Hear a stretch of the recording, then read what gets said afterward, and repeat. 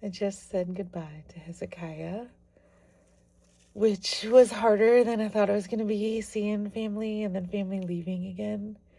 Um, but before he got here, I did some slack packing, and this section near Roan Mountain and past um, seems to have, at least in my estimation, like the most downed tree storm damage.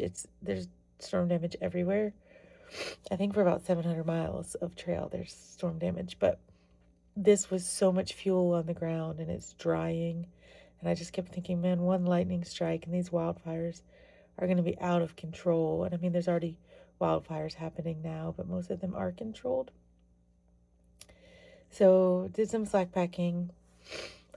Hezekiah showed up on a Friday at Appalachian Station. I put in a separate video the karaoke, I don't want to call it a performance, the karaoke experience at the Appalachian Station at 19E, the hostel. It's also like a bar, restaurant, and music hall. And I guess their tradition is every Friday is karaoke. And during hiker season, all the hikers in the hostel get up and sing 500 miles for the locals. And they love it. And it was great. So that was a fun experience. And then the next day we got up and we drove over here to Boots Off Hostel because I was swapping out gear and I needed space to be able to lay everything out, and then trees for setting up and trying out the hammock. They didn't have trees at Appalachian Station. They had chickens running around and ducks, and there was a donkey next door. So there's lots of livestock noise, but not a lot of trees there. There's just a big parking lot. So we got here yesterday, tore my pack apart, got rid of my tent, got rid of my sleeping pad, got rid of my sleeping bag. So swapped into a hammock with an integrated underquilt rated for minus 20 degrees. I got an overquilt that's a lot lighter than my sleeping bag, and that's rated for like 20 degrees. And then I had the rain fly, so I set all that up and then had it where like the covers are on the things and the bags and whatever, and then swapped into a different backpack that's got a better suspension and ventilation in the back so that I can not sweat so much. And then I met these guys last night. One guy's from Brooklyn, the other guy's from Jersey. And he's the marketing guy for this place called House of Babka, Haus, House of Babka. He gave me some babka. She makes her own chocolate. It was delicious. So if you are a babka fan, like sweet bread, check them out. House of Babka, I think it's .com. I don't know. Anyway, delicious. So when I go to New York for New Year's, I may go back over to Brooklyn. Went to this place, Luigi's Pizza, last year, and it was amazing. So we may go visit them. So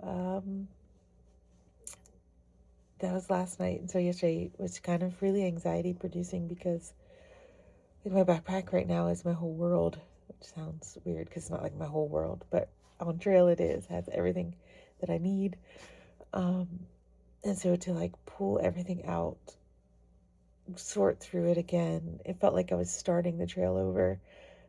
Different backpack, different gear,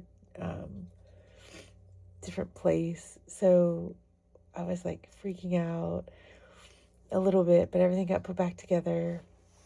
The pack that I chose is a little bit heavier than the other one, but it sits so much better. Everything feels lighter on me because of the way that it sits. So I think that's a good thing. And then tomorrow I am daunted. It's very daunting. I'm going to try this monster slack pack that's 21 miles. So they're going to drop me off 21 trail miles north. Excuse me, so sorry. And then I'm going to walk the 21 miles back. Now, the terrain has evened out a little bit. There's not so many massive elevation ups and downs. It's like more rolling hills. So it's still obviously I'm walking on a mountain until I get to Katahdin. So there's going to be ups and downs, but there's not like massive climbs and massive descents. It's more like a roller coaster, up and down, little bits. So that's my hope. There is a bailout point at like somewhere between 15 and 17 miles. I'm not really sure, but there's a parking lot. And so I'll get there, and if I'm dying, I can call them, they come get me. But if not, I can come all the way back here. And then if I'm dead, I'll take a 0 the next day and then they'll drop me at the same spot, and then I do about 20 miles into Damascus, and they'll take my pack to wherever I decide I want to stay in Damascus. If I'm not dead, I'll just do that the next day, and they'll do that. And then I'll be in Damascus, which is almost a quarter of the trail done. Like 500 miles is right past Damascus, which is crazy to me. And so I'm not planning on doing 20-mile days for real anytime soon. And I wish they were like 15 miles, and maybe they will, because like I could cheat a little. Like if I bail out at that 15-mile mark tomorrow, there is a spot past that like halfway point where they're dropping me tomorrow. There's a spot a little bit further where they could drop me, and it's like 14, 15 miles into Damascus. So if I'm like completely dead, but not totally dead, I may just have them do that, and I'll do the 14 miles, 15 miles into Damascus instead of the 20. I feel a-okay about doing that. Still huge miles for me. And then I'll get to Damascus, spend the night. Now, it is supposed to be like pouring rain at some point soon. And I don't know if that's like the day after I get to Damascus. If it is, I told my husband, I said, I don't really want to start using my hammock, hiking in the pouring rain, and then setting up in the pouring rain. That doesn't sound fun to me. So if it's like rain in the forecast, I may just hang out in Damascus for a couple days, let the rain subside.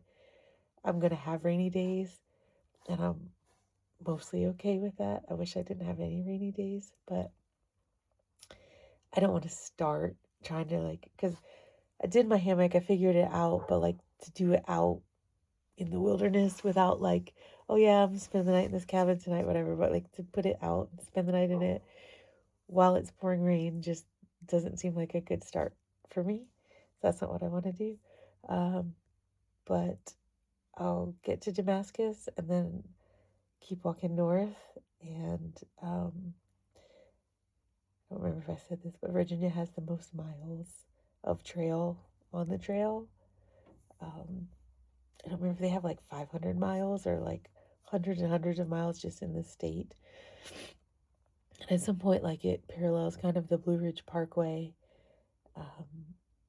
And I'm not sure how far that is from home, but maybe my family could come out then and they could just hang out while I hike during the day, and then we could all have dinner together and spend the night. So that's still hundreds of miles away, but I am gonna attempt this big thing tomorrow, and I'll keep y'all updated.